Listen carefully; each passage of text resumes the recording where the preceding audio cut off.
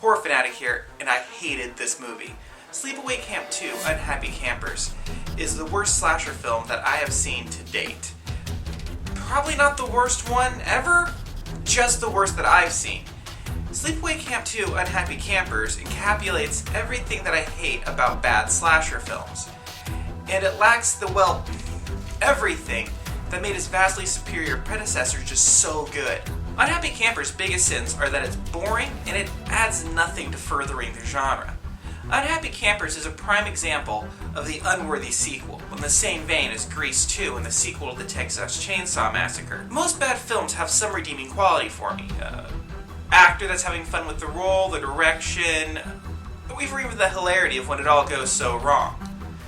And I wish that I could say Unhappy Campers 2 was this situation, a so bad it's good scenario. Honestly, I don't know how this film got the reputation that it does, as I feel like I'm the only Sleepaway Camp fan that genuinely doesn't like this edition. I enjoyed the shit out of Sleepaway Camp 3 Teenage Wasteland with Pamela Springsteen, Bruce Springsteen's younger sister, reprising her role as Angela.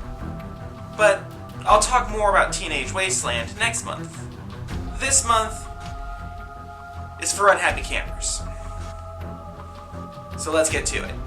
Unhappy Campers opens with ghost stories being told around the fire at Camp Rolling Hills, with one of the campers, Phoebe, reciting the tale of Peter Baker and his escapades at Camp Arawak 5 years ago.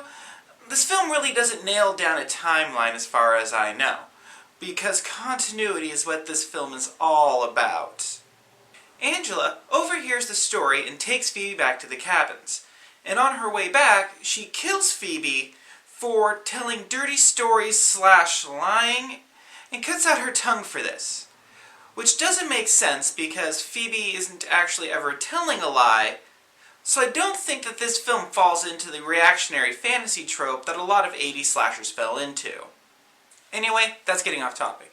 The next morning we're introduced to the other campers. Let's see, the Schott sisters, Allie, Mare, Molly, played by Renee Estevez, sister of Emilio and Charlie Sheen.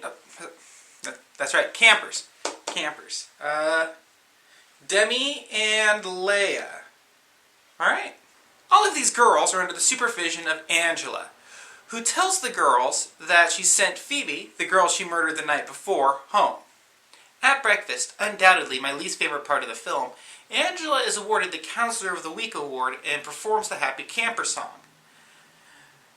I hate this song, and it comes into play multiple times. And I say it comes into play because it shows up again in this film, and then again in Teenage Wasteland, the third installment in this franchise. I get that the Happy Camper song is supposed to be a clever play on the subtitle of this film, or vice versa. Then again, maybe not. Later that day, Angela comes upon the Schott sisters. You know what? Okay, I enjoy that joke way too much. That's one movie. I'll give you that one. Are smoking pot, and as we all know, smoking the sweet sticky icky in any horror film is a certain death sentence. After passing out from smoking too much, one of the sisters wakes up to be burned alive by Angela while being forced to stare at the burned remains of her sister. That night, the boys throw up.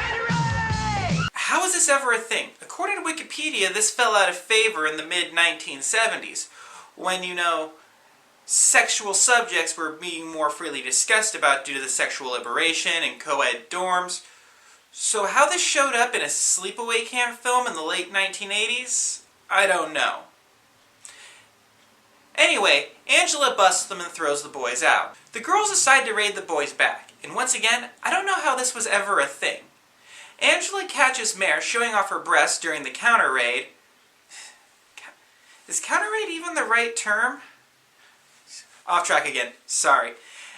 Angela gets on Mare's case about it, and Mare decides to go home, a decision that I don't altogether disagree with. Angela asks her to apologize, and Mare politely refuses, so Angela kills Mare with a power drill she brought along for just such an occasion. I know right here I should make some joke about Mare getting really drilled, but I'm not. It's not because I'm not classy, which I am. It's just because that joke is too easy. Unhappy Campers keeps up with this. one of the campers misbehaves and Angela kills them. This continues until two things happen. First, she kills all of the campers under her guardianship, until only Molly, her favorite camper, remains. And secondly, the camp's owner, Uncle John, fires her for being terrible at her job. Also, over the course of this film, Molly and Sean have started dating. After Angela is fired, Molly talks Sean into visiting her at her thinking cabin. And while there, the pair discover the remains of Angela's previous victims. The pair are quickly captured and detained by Angela. TC, who has learned about the location of the cabin from someone, goes there to retrieve Molly and Sean. Once he enters the cabin, he is killed by Angela, who throws acid in his face. Sean comes to the realization that Angela is actually Peter Baker, the killer from the previous, much better film, and calls her out on this. Angela responds to him by cutting off his head. After this, Molly manages to free herself and fight off Angela briefly and escape into the woods. This leads to a short chase scene, and Molly trips, falls off a cliff, and hits her head. Angela sees Molly and assumes she's dead. This prompts her to go back and kill all of the other campers and counselors, including Uncle John. She then catches a ride with a truck driver leaving town and kills her too. The film ends with Molly waking up in the woods and finding her way down to the road and flagging down a passing truck, only to have Angela be the driver. Unhappy Campers then lets go its 90-minute grasp of us with a scream and a freeze frame. The Inciting Incident. Nothing really. In Unhappy Campers, Angela certainly qualifies for the axe-hungry trope, because it takes less than no prompting for her to start straight-up killing. As this film functions on the sole premise that Angela is still crazy from the previous film, I guess the previous film would be The Inciting Incident. I find the lack of a clear inciting incident disappointing to say the least, and I think that the filmmakers should have put more thought into this area of the film. The Dread location. Much like in the last film, the Dread location is pretty standard fare, being again at a summer camp. Though this time it feels less genuine than it did in the previous film, which is odd given that it was filmed at a YMCA youth camp in Georgia, I believe. The film's general cheapness really shows through here. This complaint is mostly reserved for the interior shots of the cabins, as they feel extremely staged and phony. This is especially true of Angela's murder cabin, which feels insanely, posed. Well, other than those corpses, you know what I mean. Now it's time to talk about the film's resident slasher, Angela. Whereas in the last film, I felt that her character touched on a number of important issues: sexual identity, bullying, the argument of nature versus nurture. Her character's more interesting aspects seem to have been stripped off by the filmmakers for this go-around, and what we instead get is a cheap knockoff. Although Angela does retain her inventive style of killing, though this time she abandons making it look like accidents in lieu of just straight up killing them. Also, this time around, Angela is far more chatty. Pamela Springsteen brings a very different type of energy to the role. And so instead of a quiet, shy one, we get someone who's chatty but is equally unattached. I might have to say Angela, though, is probably the most inconsistent slasher anti-hero. Nope, Michael Myers, so she's number 2. Now for the climax, which basically amounts to 2 girls running through the woods and one of them falling down. Because sadly, that's where this builds to. Molly escapes Angela's murder shack and flees through the woods, tripping and falling off a small cliff and hitting her head on a rock. So Angela goes off and just kills other people, and the rest of the film barrels from there. So the peak of the action is the final chase scene, which is them casually running through the woods. Final thoughts. I hate it, and I hate everything about it. Damn it.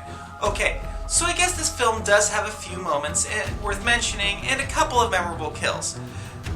But once again, they're not worth slogging through. But given how big this fan base is, I have a hard time besmirching this film. It does have a few pros, TC being the most prominent, and also Renee Estevez actually does a good job, but the film's overall poor quality and terrible story renders this film almost unwatchable. Unhappy Campers hits all the correct notes for a slasher. Someone stalking a group of young teens and killing them off one by one, often in inventive or humorous manners. So it does qualify, but the story is a main drawback and really weakens the film. Whereas Sleepaway Camp, the original, had a very solid story and a twist that was hinted at. Here we just get a knockoff, and a bad one at that. Anyway, Sleepaway Camp 2, Unhappy Campers is a terrible movie and barely passable as a slasher. It's lacking in both intelligence and imagination, but they kept making them, so I'm gonna keep watching them. Meaning next month I'll be here with Sleepaway Camp 3, Teenage Wasteland. See you then!